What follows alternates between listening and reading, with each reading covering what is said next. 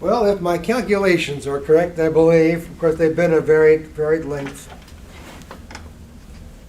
depending upon circumstances. And it's bitterly cold in this room, I'll tell you. I don't know why they're trying to freeze me out. But this is now, it should be the what I'm calling part 65, and the 65 discrete presentation in this lecture series. And this is the end of it. You don't want to have a lecture series end with 66, too close to another number. So, so it's somewhere around 30 hours, I would think, you add them all up, which is what the old series used to be, 10 or 11 3-hour presentations. So it's pretty close to the old lecture series, even though this time didn't go over the Mass. I will do that in my Conciliarism and Catholicism series now. The whole point of this lecture program is to help those who have been viewing it see the world more clearly through the eyes of faith. To understand the time in which we're living now is dramatically different from what had existed in the Catholic Middle Ages. And that people tend to get all agitated and excited about this or that problem without understanding that everything must fall apart absent Christ the King, and absent a firm reliance upon His most blessed Mother, especially by means of her most holy rosary. Some shallow people, not condemning them subjectively, but certainly talking about their intellectual shallowness, accuse anyone who criticizes the American founding and certainly draws the line, crosses the T's, dots the I's, connects the dots to explain that Americanism is one of the founding principles of conciliarism and all of its apostasy, sacrilegious, and blasphemies of being unpatriotic. I've handled that before. True patriotism wills the good of one's nation. Pope Leo XIII, writing in Sapientia Christianae,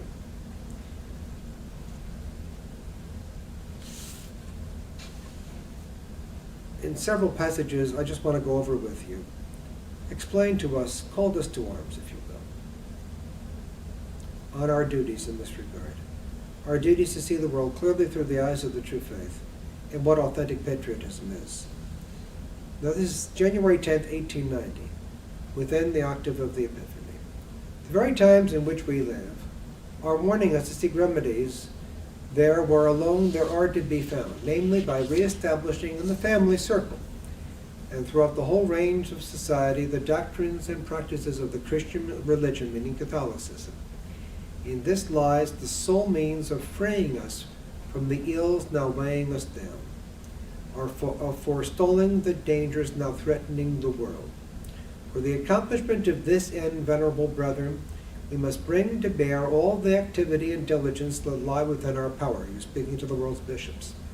Although we have already, under other circumstances and whenever other occasion required, treated of these matters in other encyclical letters, Immortale Dei, Libertas, Humanum Genus, and others, we deem it expedient in this letter to define more in detail the duties of Catholics, inasmuch as these would, if strictly observed, wonderfully contribute to the good of the Commonwealth. He encouraged Catholics to participate in public life where it was possible for them to do so.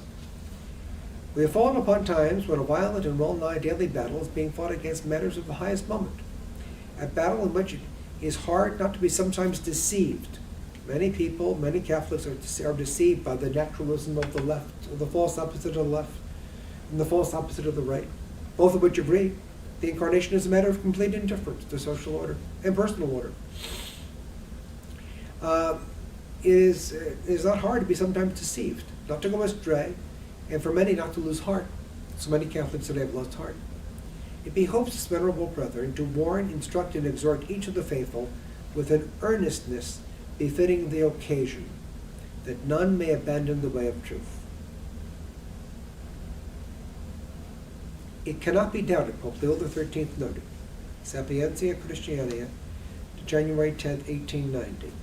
It cannot be doubted that duties more numerous and of greater moment devolve on Catholics than upon such as are either not sufficiently enlightened in relation to the Catholic faith or are entirely unacquainted with its doctrines, considering that forthwith, upon salvation being brought out for mankind, Jesus Christ laid upon his apostles the injunction to preach the gospel to every creature. Every country must be converted to Catholicism, ladies and gentlemen. Country, period. He imposed, it is evident, upon all men the duty of learning thoroughly and believing in what they are taught. Every man everywhere on the face of the earth is meant to be Catholic. This duty is intimately bound up with the gaining of eternal salvation. He that believeth and is baptized shall be saved, but he that believeth not shall be condemned. But the man who has embraced the Christian faith as in duty bound is by that very fact a subject of the Church, as one of the children born of her, and becomes a member of that greatest and holiest body, which it is the special charge of the Roman Pontiff to rule with supreme power under its invisible head, Jesus Christ. Now, if the natural law enjoins us to love devotedly, to defend the country in which we had our birth, and in which we were brought up, so that every good citizen hesitates not to face death for his native land, very much more is it the urgent duty of Christians to be ever quickened by like feelings toward the Church. For the Church is the holy city of the living God, born of God himself, and by him built up and established. Upon this earth indeed she accomplishes her pilgrimage, but by instructing and guiding men she summons them to eternal happiness. That is, we are to love the country in which we love our country. But we love Holy Mother Church first, because she provides us with citizenship in heaven. Upon this earth, she, meaning Holy Mother Church, accomplishes her pilgrimage, but by instructing and guiding men, she summons them to eternal happiness. We are bound then to love dearly the country whence we have received the means of enjoyment this mortal life affords. But we have a much more urgent obligation to love with ardent love the Church to which we owe the life of the soul, a life that will endure forever. For fitting it is to prefer the good of the soul to the well-being of the body, inasmuch as duties toward God are of a far more hallowed character than those toward men. Do you follow? We love Holy Mother Church. We love God. We love Holy Mother Church before we love our country, before we love any creature, any created thing. Moreover, our spouse, our children, we love God first. If we would judge aright the supernatural love for the Church and the natural love of our own country, if we were to judge right, the supernatural love for the Church and the natural love of our own country proceed from the same eternal principle, since God himself is their author and originating cause. Consequently, it follows that between the duties they respectively enjoin, neither can come into collision with the other if they're properly maintained. We can certainly and should love ourselves, bear ourselves kindly toward our fellow men, nourish affection for the state and the governing powers, but at the same time we can and must cherish toward the Church a feeling of filial piety and love God with the deepest love of which we are capable. The order of precedence of these duties is, however, at times either under stress of public calamities or through perverse will of men inverted, as they are today. For instances occur when the state seems to require from men as subjects one thing and religion from men as Christians is quite another.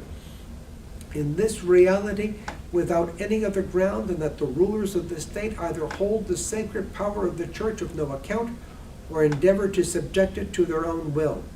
Hence arises a conflict, and an occasion, through such conflict, of virtue being put to the proof. The two powers are confronted and urge their behest in a contrary sense. To obey both is wholly impossible. No man can serve two masters, for to please one amounts to contemning the other. And he gives us the answer. Pope Leo XIII, Sapientia Christiania, as to which should be preferred, no one ought to balance it for an instant. It is a high crime indeed to withdraw allegiance from God in order to please men, an act of consummate wickedness to break the laws of Jesus Christ in order to yield obedience to earthly rulers, or under pretext of keeping the civil law, to ignore the rights of the church. We ought to obey God rather than men. This answer, which of old Peter and the other apostles were used to give to the civil authorities who enjoin unrighteous things, we must in like circumstances give always and without hesitation. No better citizen is there, whether in time of peace and war, than the Christian who is mindful of his duty. But such a one should be ever ready to suffer all things, even death itself, rather than abandon the cause of God and his church.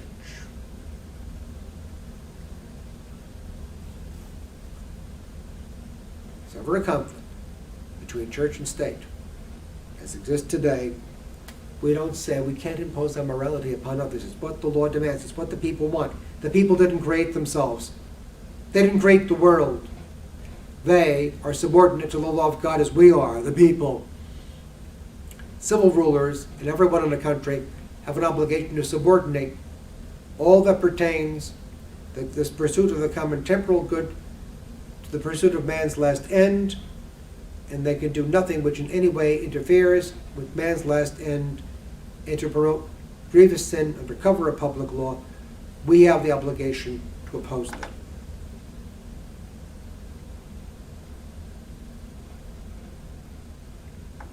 Tells us what we have to do. If the laws of the state are manifestly at variance with the divine law, containing enactments hurtful to the church or conveying injunctions adverse to the duties imposed by religion, or if they violate in the person of the Supreme Pontiff the authority of Jesus Christ, then truly to resist becomes a positive duty, to obey a crime. A crime, moreover, combined with a misdemeanor against the state itself, inasmuch as every offense leveled against religion is also a sin against the state.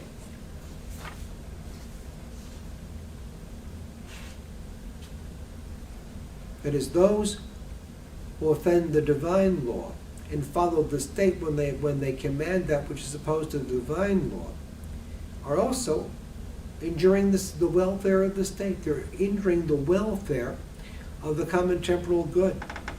Pope Leo XIII noted in Sapientia Christiania, "Wherefore to love both countries, that of earth below and that of heaven above, yet in such mode that the love of our heavenly surpass the love of our earthly home, and that human laws may never be set above the divine law, is the essential duty of Christians and the fountainhead, so to say, from which all other duties spring. The Redeemer of mankind himself has said, 'For this I was born, and for this I came into the world, that I should give testimony to the truth. In like manner I have come to cast fire upon the earth, and what I will be that it be enkindled, in the knowledge of this truth, which constitutes the highest perfection of the mind, and divine charity, which in like manner completes the will. All Christian life and liberty abide this noble patrimony of truth, and entrusted by Jesus Christ to the church, she defends and maintains ever with untiring watchfulness." And he says, under such evil circumstances, therefore each one is bound in conscience to watch over himself, taking all means possible to preserve the faith, preserve the Catholic faith inviolate in the depths of his soul. That means away from the lords of modernity and away from the lords of modernism, ladies and gentlemen. Avoiding all risk. You associate with the modernist church, the conciliar church, you are putting your soul at risk. And arming himself on all occasions, especially against the various specious sophisms rife among non-believers. In order to safeguard this virtue of faith and its integrity, we declare it to be very profitable and consistent with the requirements of the time that each one, according to the measure of his capacity and intelligence, should make a deep study of Christian doctrine and imbue his mind with as perfect knowledge as may be of those matters that are interwoven with religion, and rely upon the range of reason. Increase our faith, he says. But in the same manner, he says, touching the Christian faith, there are other duties to its exact and religious observance necessary at all times in the interest of eternal salvation, become more especially so in these our days, amidst the reckless and widespread folly of opinion, it is, as we have said, the office of the Church to undertake the defense of truth and uproot errors from the mind, and this charge has to be at all times sacredly observed by her, seeing that the honor of God and the salvation of men are confided to her keeping. But when necessity compels, not only are those who are invested with power of rule are bound to safeguard the integrity of the faith, but as St. Thomas maintains, each one, meaning us, is under obligation to show forth his faith, either to instruct and encourage others of the faithful, or to repel the attacks of unbelievers. If people are persisting in sin, if they are reaffirming others in sin, we have a duty to correct them in charity. That is charity. We do not reaffirm others, even if by acts of omission, in their acts of sin. And we do not knuckle under to Caesar when Caesar commands us to disobey God. To recoil before an enemy, whether that enemy is Obama, Sotaro, or any of these other naturalists, Joseph Ratzinger, and who hates the social reign of Christ the King, rejects it, rejects all of this, or to keep silence from when on all sides such clamors are raised against truth, is the part of a man either devoid of character or who entertains doubt as to the truth of what he professes to believe. In both cases, such mode of behaving is base and insulting to God. If you doubt the truth of the faith or are afraid to speak up, that mode of behavior is base and insulting to God. And both are incompatible with the salvation of mankind. This kind of conduct is profitable only to the enemies of the faith, for nothing emboldens the wicked so greatly as the lack of courage on the part of the good.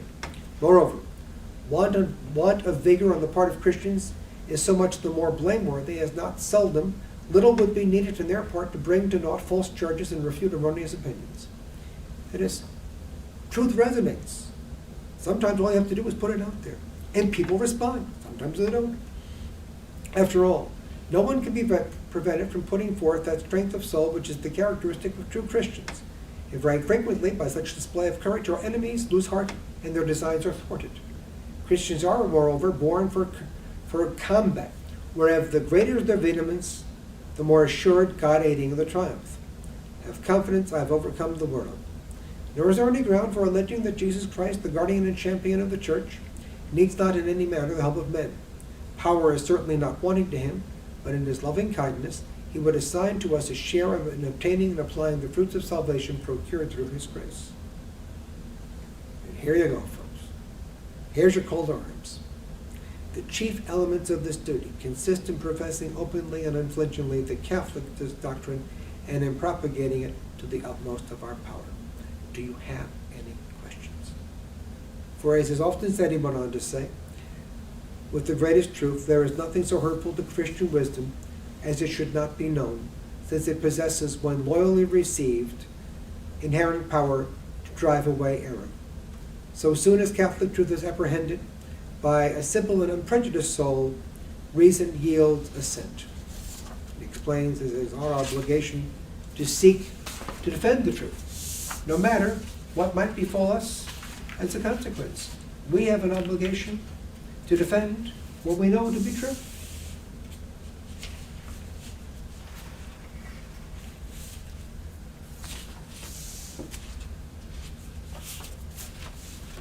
None of us have any excuse for not standing up in defense of what we know to be true.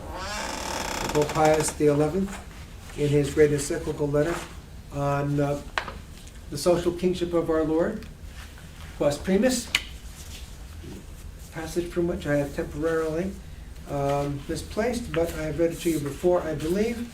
And so, let me see if I can find that here. If I can't, I can't. And because it's essentially what Pope Leo XIII noted. Well, that's the way that is. This is called the Absent-Minded Professor, and it's gone. In any event, but Pope Pius XI in Quas Primus noted, as I've quoted to you before, everything must revolve around our Catholic faith. His first encyclical letter Divinae Ubi al Carno Dei Concilio, December 23rd, 1922, established his motto, propagated his motto of his papacy, the peace of Christ and the kingdom of Christ. And it reminded us, almost in very similar words to that of Pope Leo XIII in Quas Primus, instituting the liturgical feast of the social reign of Christ the King, as I've explained in a different presentation on that encyclical letter issued just on December 11th, 1925. He explained that the only thing truly holding back the reestablishment of the social reign of our Lord on earth was the timidity of men. In that we had to valiantly hold forth the banner of Christ the King. And he was writing that, the Cristeros War had not yet begun, the Catholics in Mexico were being persecuted. We must valiantly hold forth, hold high, the banner of Christ the King. And that he noted in parliaments, in all national assemblies, people must constantly refer to Christ the King. How tragic it is that in the Polish Sejm, or Sejm is it called, SEJM, the Polish National Legislature, but 7 years ago was it, defeated a motion, or actually the conciliar bishops defeated a motion that had been introduced in the Polish National Legislature to declare Christ King of Poland. The conciliar bishops of Poland opposed this. Why? Because Ratzinger opposed it. Because John Paul II opposed it. You don't think it's apostasy? Christ the King does. What is the answer? We know what the answer is, don't we? 96 years ago this year, Our Lady appeared in Fatima. They gave us two last remedies. From May 13th to October 13th, and the 13th of every month, excepting August, when she appeared on the 19th, following the imprisonment of Jacinto Lucio and Francisco by the mayor of Warem, and who threatened to boil them alive in oil. Our Lady appeared, and on October 13th there was the miracle of the sun.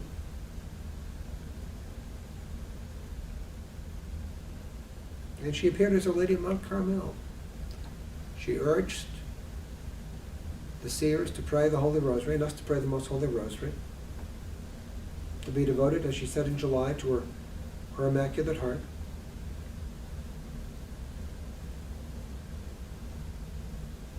But she appeared as Our Lady of Mount Carmel.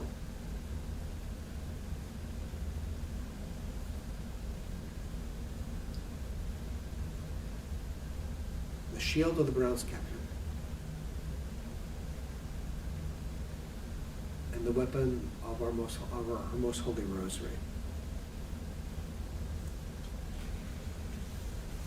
One of the ways you can know the apostasy at the time that we're facing is that Joseph Ratzinger, Benedict XVI, almost never discusses the rosary. It's been a handful of times. He has admitted he doesn't pray it every day. He does it when he has time.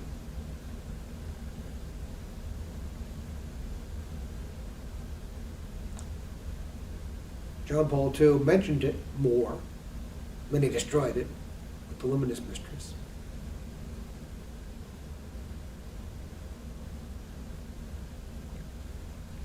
One of the popes who was so devoted to her, was very devoted to Our Lady of the Most Holy Rosary, was of course Pope Leo XIII. And for many years, it became an annual custom of his to issue an encyclical letter on Our Lady's Most Holy Rosary, going over different aspects of the Holy Rosary. I'm going to run over here, and that will be part 65A, because I'm going to go it looks like a few minutes over here as it appears now. And how are you going to help society? He says, we are convinced, this is his encyclical letter, Laetitia Sanctae, Laetitia Sanctae, September 8th, 1893, issued on the feast of the Nativity of Our Lady, 1893. We are convinced that the Holy Rosary, if devoutly used, is bound to benefit not only the individual, but society at large. We deplore, and those who judge of all things merely by the light and according to the standard of nature, join with us in deploring that society is threatened with a serious danger in the growing contempt of those homely duties and virtues which make up the beauty of humble life. To this cause we may trace in the home the readiness of children to withdraw themselves from the natural obligation of obedience to the parents, especially when the children are grown, and their impatience of any form of treatment which is not of the indulgent and effeminate kind. In the workman, it evinces itself in a tendency to desert his trade, to shrink from toil, to become discontented with his lot, to fix his gaze on things that are above him, and to look forward with unthinking hopefulness to some future equalization of property. We may observe the same temper permeating the masses in the eagerness to exchange the life of the rural district for the excitements and pleasures of the town. Thus the equilibrium between the classes of the community is being destroyed. Everything becomes unsettled, men's minds become a prey to jealousy and heartburnings, rights are openly trampled upon foot, and finally the people betrayed in the expectations attack public order and place themselves in conflict with those who are charged to maintain it.